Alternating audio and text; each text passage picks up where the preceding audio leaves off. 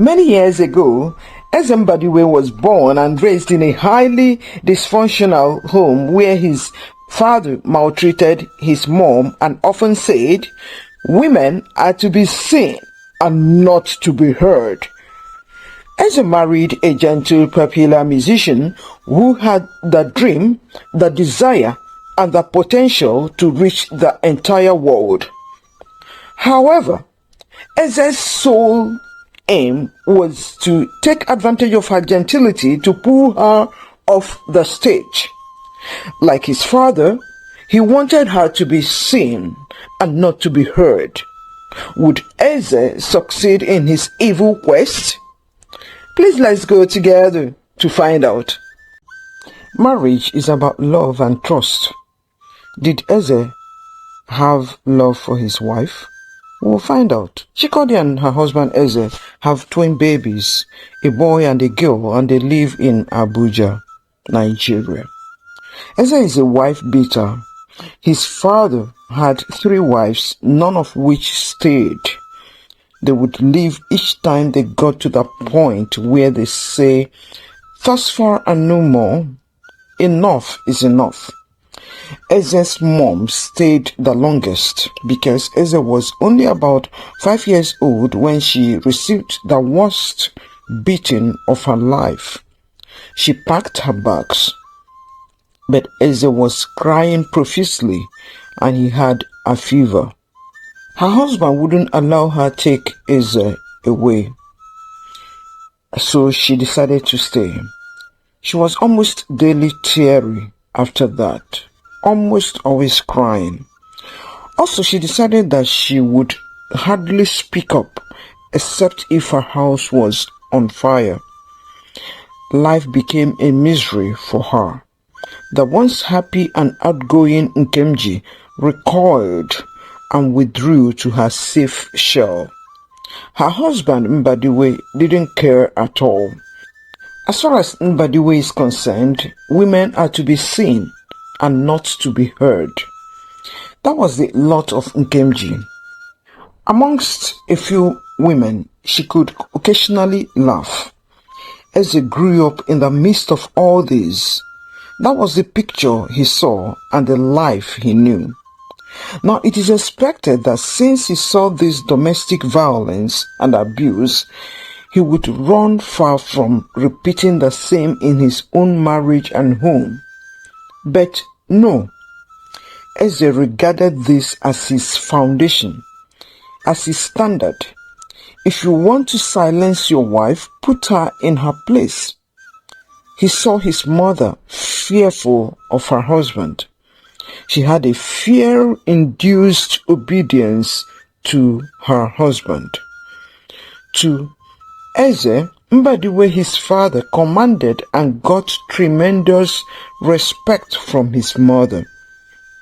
When he came home from school one day and found that his mother had left, as in gone back to her own people, he heard one-sided story, a single story, that his mom was stubborn and disobeyed his father.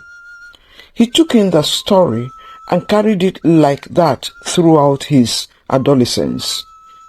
Eze now sees himself as a man old enough to marry. Eze weighed or sized up his wife in terms of physical strength long before he proposed to her and taking her hand in marriage. He checked all the physical attributes of lady fighters, and Chikodi, his wife, lacked every one of them. Eze was in his final year in the university when Chikodi entered to study music in the same university. Chikodi has always loved singing and playing the piano. Her dream was to become a good musician later with widespread impact. It was Christmas Carol night on campus in her year 1 when she was chosen to lead one of the songs. Come, They told me pa-ra-pa-pum-pum, ra-pa-pum-pum, a newborn king to see, pa-ra-pa-pum-pum, ra-pa-pum-pum, our finest gifts thou bring, pa-ra-pa-pum-pum, ra-pa-pum-pum, to lay before the king, pa-ra-pa-pum-pum, ra-pa-pum-pum, ra-pa-pum-pum. Yes, to honor him, pa-ra-pa-pum-pum, ra-pa-pum-pum, when we come. Chikodi looked and sounded angelic. Her voice tugged at different hearts as she rendered this song. While many clapped, some wiped tears off their faces. It was the most beautiful moment of that Christmas carol night. As they walked Chikodi back to her hostel that night after the carol, they talked quite some. In 2 days' time, students went home on a 2-week Christmas break. Eze lived in Owerri while Chikodi lived in Enugu metropolis. Eze took off one Friday morning to go to Enugu to see Chikodi. On the way, he called Chikodi for them to meet at a small eatery in town. To her delight, Eze bought her food and drinks and even bought her some cakes to take home to her siblings. Eze wanted her friendship, not just a friendship, but a deep relationship. Chikodi went home and sat with her 2 brothers as they ate the cakes. She talked about Eze and they raised their objections immediately. Ifeanyi said, "Oh, he bought us cakes to bribe us. He doesn't know we are not kids. We are eating the cakes, but tell him that it is not enough. He is not bold enough to show himself for us to see him. We don't want a banana husband, a lily-livered husband for our sister Beg." Obinna agreed and said, "Yes, a lily-livered man cannot take care of our big sis, Chikodi. And in short, the man has to be a real man that has money. Not when you ask for money for a project, he would start telling the history of his ancestors." They all laughed. History of his ancestors. Chikodi said, "Why are you people pushing this thing, Seth? Did I tell you I want to marry now? I'm just a first-year student. Marriage ought to wait till I am done with school. It is not on my list of priorities as at now. And the guy didn't say he wants to marry me though. You guys are putting the horse before the cart." Ifeanyi said, "Yeah, that's how they talk. After you will start telling us how marrying now is the best thing that would happen for you." Chikodi got a call and it was Eze. "Chi, I am home now." Chikodi said, "Oh great, welcome back. Welcome back there." Eze wanted to talk more, but Chikodi dismissed him, saying, "I need to go and fix dinner. My parents will soon be home. I am actually going to supervise my youngest brother to do the jollof rice cooking." Eze said, "Wow, your brother cooks? I've never heard that boys cook." Chikodi said, "Well, my 2 brothers cook. Eze has a girl in Owerri who is his friend too. The girl, Amara, works with a radio station. She's done with school and has been Eze's friend for years. But he doesn't want to propose marriage to her because she seems very comfortable and independent. He doesn't see how she could obey his every word." Eze wanted Chikodi like mad. Anything to make her his wife. Soon he graduated and went for the compulsory national youth service, in which he served Nigeria for a monthly stipend for 1 year. He soon got a good job with a good salary. Chikodi was in 3rd year at this time. She had just 1 year to graduate. She had agreed to marry Eze. The university now knows her as the Voice. The music department created a music group and Chikodi was the voice in that group. They were even invited to perform at some national events. She was gaining speedy recognition across the nation. The more she gained popularity, the more Eze put pressure to marry her. Unknown to Chikodi, Eze was bent on marrying her off the stage to put her under his complete control. Finally, Chikodi was done with school. She made a first class in music and was given many awards. Eze pushed the hardest this time, and both Chikodi and her family agreed, and they were married. She moved to Abuja where Eze was working and had an apartment. Everything was going well. She was getting invitations from place to place, from group to group, performing unique songs mostly composed by her. Within a short while, she had a music band that performed with her. Sometimes a big globally known musician would perform with her to help showcase her talent more. As her fame grew, Eze began to feel smaller and smaller. Also, while her popularity was growing, her income was exploding. Eze couldn't contain it anymore. He began to launch some cynical comments on her, sometimes plain outright attacks on her performance. He also began to complain that she wasn't paying attention to their marriage and home as she should. Chikodi was discreet in her response each time. One day, Eze complained and said, "You haven't given us babies because you are always jumping from one place to another. You don't seem to remember that it is only me. I have no brother, no sister by my mother. None I could call my own direct sibling. You need to wake up to give us babies. Maybe you should soft pedal on all these your performances."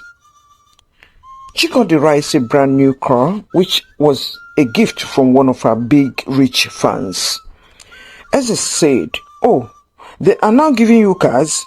Next, they will start dictating how you run your home. By the way, you will not drive that car again, oh. The old one we have is still good and serves us well. How do they expect that you would be driving a brand new car while your husband drives an old car? You will leave it parked in the garage until I decide what we shall do with it." This is but just the beginning of torments for Chikodi. In it all, Chikodi maintained an unruffled demeanor. She wasn't ready to argue with Eze. Moreover, she wants to be a submissive, virtuous wife. She didn't want to challenge her husband and his oppression. Anyway, finally, Eze said, "I will drive that car. I will drive you to wherever you want to go. Enough of all these men hanging around you. If for any reason I am at work, you would use a taxi to go." She agreed because she just wanted peace. The family she came from was peaceful, unlike Eze's family that was pro-max dysfunctional. Eze has been flexing his power, pushing for absolute control over Chikodi. This time around, he told her that she needs to stop jumping around.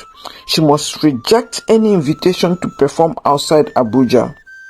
Yes, no matter how much it pays. There was a mega music festival in Lagos soon after this decree by Eze. The pay for her performance would have boosted her bank account to the tune of not less than 20 million naira. Chikodi showed the invitation to Eze. She knelt down to beg. She said, "Ezem," which means my king.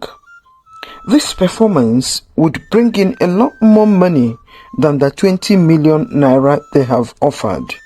I'm going to be exposed to many international artists. Please allow me to go for this. My band is already excited about it." Eze shouted, "You mean you told your band already before telling me? You see it? That's what I talk about you women these days. You don't know what submission to your husband is. You just do what you like and expect me to just be your sleeping dog? No, it can't happen. You have spoiled the whole show. You first told your bad people before telling your husband. Where is that done? No, you will not participate in that event. Please, this is the end of discussion on the matter. Chikodi went away in tears. Eze's intent to pull her completely off the stage has started, and he is not relenting. He also started harassing her for babies. Her performances were becoming few and far between. Disillusioned, Chikodi began to look at what options she could explore for peace sake. But music is Chikodi's life. She started declining invitations to perform. Sometimes if she had a performance in Abuja, Eze could drop her but wouldn't come to pick her at the end of the show. She would wait and he would finally tell her that he is too tired to come to pick her. Chikodi calls a taxi to take her home. In the midst of all this, Chikodi took in. She was hardly going for performances anymore. Eze came home one day and found Chikodi sleeping. He shouted at her to wake up. He was hungry. He needed to eat. But Chikodi was feeling resentful. She asked him to go warm the food she had already fixed in the microwave. He gave her a hot slap for sending him to go and cook. He stormed out of the house after this. He ate out. Chikodi soon had twin babies, a boy and a girl. Eze went to the hospital only once to see his babies and his wife. They were discharged and Eze was nowhere to be found. He didn't come to clear their hospital bills. He didn't come to pick them. Something seemed to be looming. Chikodi didn't know what. However, she called her brother Ifeanyi, who recently moved to Abuja with his family. His wife is a pilot with one of the airlines, while Ifeanyi is a big manager with one of the big banks in Nigeria. He cleared the bills and took them home. Eze came home late evening and started shouting that Ifeanyi is intruding in his family affairs. He said, "Imagine, I was in an executive meeting and I just couldn't pick your call nor respond to your texts. The meeting ended at 5:30 p.m. and by the time I got to the hospital, I was told that you had gone home. Why do you always look for ways to embarrass your husband? Why? Why didn't you wait till I came? You want to tell me that your brother has money or what?" Chikodi responded, "I waited till I got tired of waiting. Ifeanyi called me to check on me and our babies. When he heard that I was discharged in the morning but was still in the hospital, he wanted to send his driver but changed his mind and came himself." Eze snapped back, "I have told you, keep your brothers out of our family affairs. You should also warn your mother that she should mind her business when she comes for Omugo to help you with the babies. I don't want any nonsense from your nosy family." Chikodi's mom soon arrived to help take care of her and the babies. First few nights were okay, but by the second week, the voices of the babies were becoming louder. Eze began to complain that the babies were disturbing his sleep. When Uchenna and Ugonna were just 1 month old, Eze banished both Chikodi and her mom and the babies to a room farthest from the master bedroom. Uchenna could cry. He knows how to cry. One such Saturday, while crying, Eze picked up Uchenna. They all thought he took him to help pacify him. Then they heard Uchenna crying on top of his voice in Eze's room. By the time they got there, Uchenna had become too weak to cry. Chikodi carried a baby full of welts, full of sores, a whimpering 1-month-old baby beaten with a belt by his father. She was about to rush to the car when she noticed that Eze had driven off and the key to the old car was nowhere to be found. She got a cab and rushed her baby to the hospital. His breathing was weak. At the emergency, they started treating him. Sadly, his spinal cord was affected, and it is hoped that it would heal. His left hand was broken and bandaged. They stayed 2 whole months in the hospital. Chikodi's mom was taking care of Ugonna. She took her to the hospital daily to be breastfed. Many times she spent the whole day and even night at the hospital. Ifeanyi stood up for his sister. He either sent his driver or he would go by himself, or if his pilot wife was available, she would go. Eze was nowhere to be found. He abandoned his wife and twin babies. Ifeanyi went to his place of work but didn't see him. They told him that he hadn't been to the office for over 1 month. Finally, Uchenna got better and they were discharged. Eze was still nowhere to be found. Yes, they stopped looking for him. Chikodi's home is more peaceful. Uchenna is stronger. The spinal cord issue was resolved and became normal. His left hand became alright, but would be needing attention every now and then. Chikodi has been thrown into unplanned single motherhood. Life continues. She wouldn't let her life get shattered.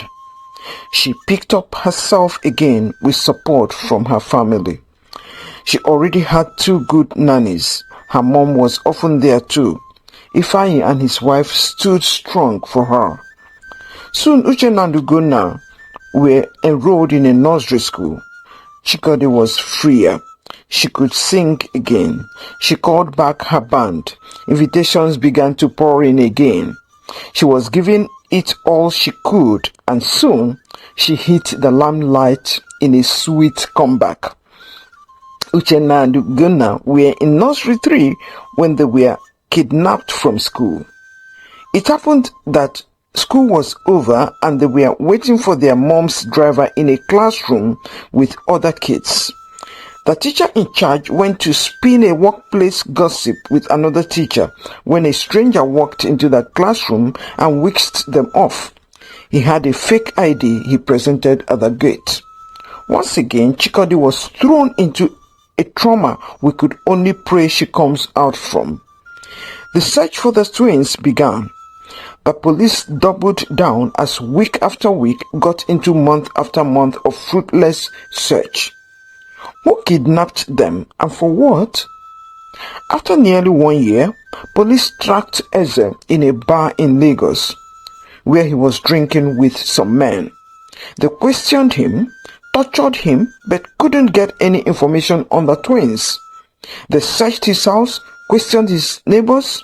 Nobody gave any clues on the twins. Nobody had ever seen him with the babies. They let him go. However, after 1 year, 6 months, the police tracked Eze to a single lady in Seme border. He would go there at least 3 times a month. Sometimes he spent weekends there. Who was she? The police needed to find out. 2 other but far younger women went to that woman's house daily. They went early in the morning and left late evening. Meanwhile, Chikodi's mom and dad moved in with her from Enugu. Chikodi was having bouts of depression after depression as police didn't seem to have answers on her twin children. The school was shut down by the government. Heavy investigations started on the Seme border woman. The secret police started combing the area for clues. They closed in on the 2 young ladies. Under intense pressure, one of them said she was going there for nanny work. The other one escaped and passed a coded signal to their madam. The secret police held the one that spilled beans. She told them everything she knew. She said, "I have worked for my madam for 11 years. She gets small children and we take care of them. We feed them. When they are old enough, my madam would sell them and pay me off. I will then wait till she gets another baby or babies. Sometimes we have up to 5 children at a time. My madam sells them at different ages because people want to buy them at different ages. Some would buy when the child is just 3 years old. Some would buy when the child is 7 years old or more." Police asked, "So how much does your madam sell them?" She answered, "Sir, it depends on how long the child has been with us and how much my madam has spent on them. So I don't really know. But one day I overheard my madam talking on the phone. She was negotiating with a buyer and told the person, 'It is 450,000 naira last for a 5-year-old boy who has stayed with us for just 2 weeks. There's no fixed price, sir.'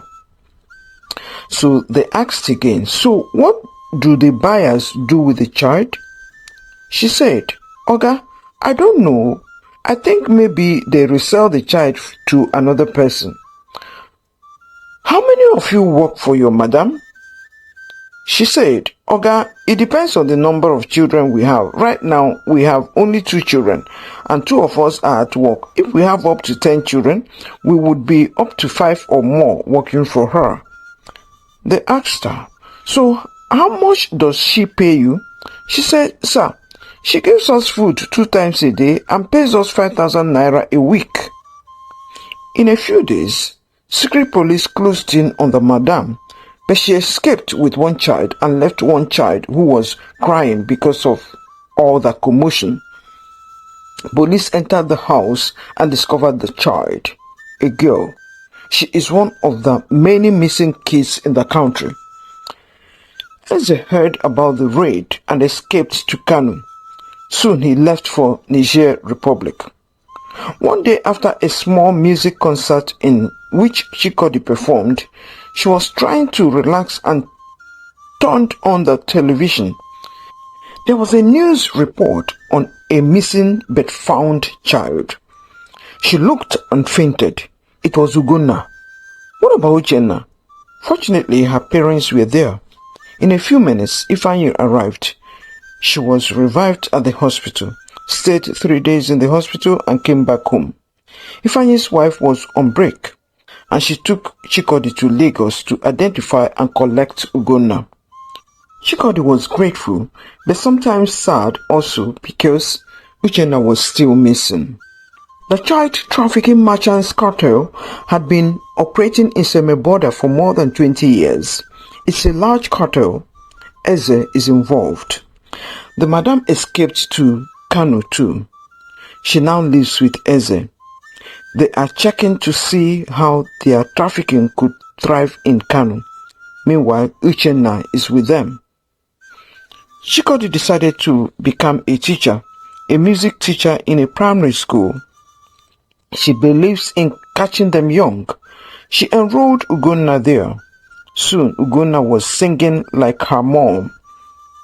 Chikodi poured in everything she knew about music into Ugonna, and she was there to guide and encourage her. Ugonna became a music whiz kid. They likened her voice to 2 black women music legends, Mahalalel of the US, who held men and women spellbound as she sang. It is recorded that you could hear the sound of a pin drop in the hall as she sang.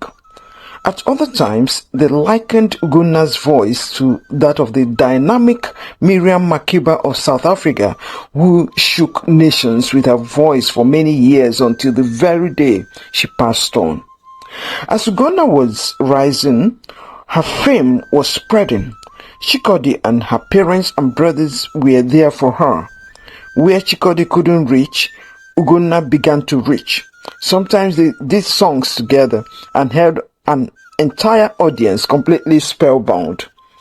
Ugonna got a federal government scholarship to study music in the university. As Chikodi and Ifeanyi took her to the campus for registration, Chikodi kept advising, "Don't let fame get into your head. The talent you have is a gift from God. Yes, we have all worked hard to get to this unimaginable level, but keep a cool head. The journey is still very far. Be respectful of everyone. No matter how rich and famous you currently are, respect would take you even farther. Don't let today's applause get into your head, because if it does, it will deny you of tomorrow's applause. Take your work on this campus seriously." They prayed for her and hugged her a goodbye. By her third year, a boy called Donal, who was in year 1, took a liking to Ugonna. He was always looking out for Ugonna. He was very poor.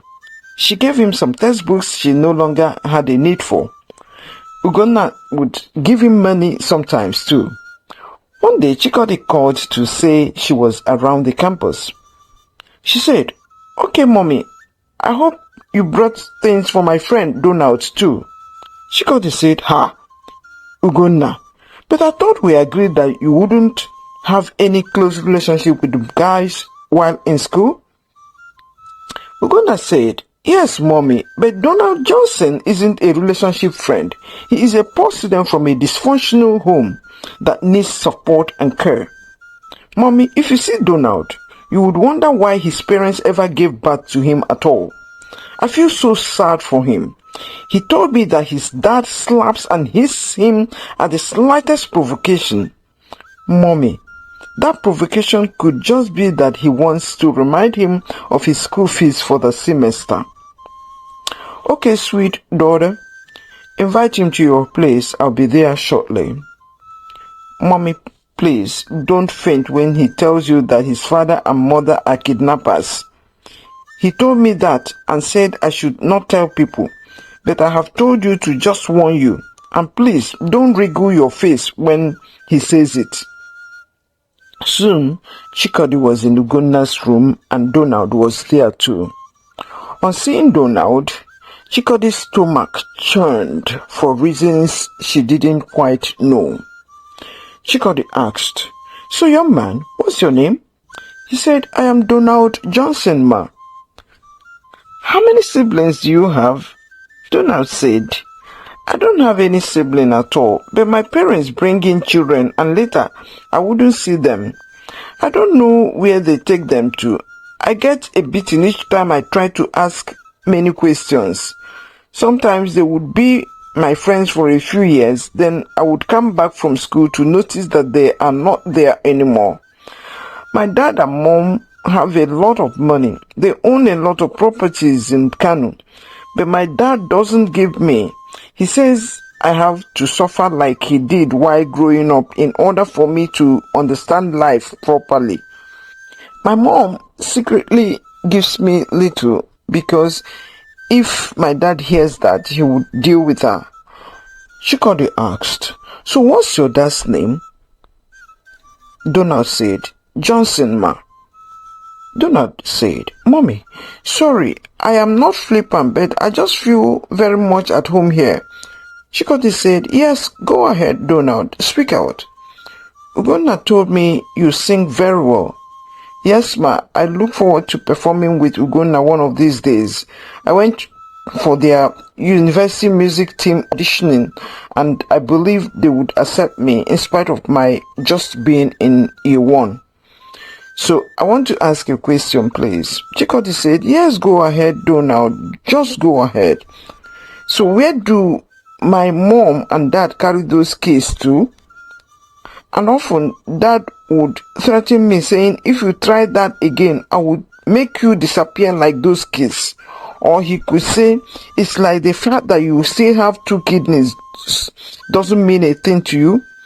I am always afraid of him."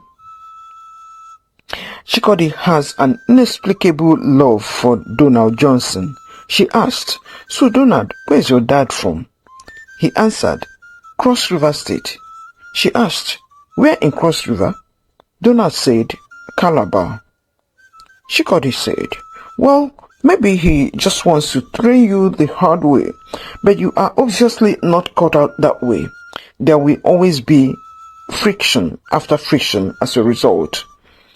They sat around and ate the foods Chikodi brought. She soon left. Chikodi couldn't keep Donald off her mind. His face was too rough for a first-year student, too hard. There's even a scar on his neck, which looks like a cut from a machete. She suspects that he has a whole lot more to talk about. Chikodi was very curious. In a few weeks, Chikodi visited her daughter Ugonna again and asked after Donald. It was a weekend and he was free of lectures. She decided she wanted to take them out to town. This time around, she observed Donald more closely. He was very happy and grateful for the outing. Chikodi asked more questions.